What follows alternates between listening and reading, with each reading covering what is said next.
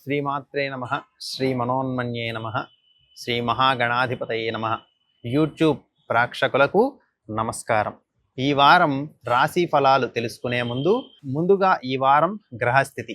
కర్కాటక రాశిలో గురువు, కన్యా రాశిలో శుక్రభగవానుడు, సింహరాశిలో కేతువు, తులారాశిలో రవి, వృశ్చిక రాశిలో కుజ బుధగ్రహాలు, కుంభరాశిలో రాహువు, మీనరాశిలో శని సంచారం మరియు చంద్రభగవానుడు వృశ్చిక రాశి నుండి కుంభరాశి వరకు సంచారం కారణంగా ద్వాదశ రాశులకు ఏర్పడబోయే ఫలితాలను ఈ వారం మనము తెలుసుకుందాం.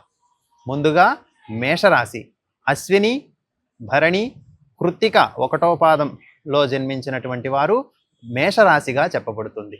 ఈ మేషరాశి వారికి ఈ వారం ఆరోగ్య సమస్యలు ఉండటానికి మరియు అనారోగ్య కారణంగా చేయవలసినటువంటి పనులు వాయిదా పడడానికి అవకాశం ఉంటుంది. అనుకున్నటువంటి పనులలో ఆటంకాలు ఏర్పడడానికి మరియు మానసిక అశాంతికి కూడా కారణం ఉంటుంది.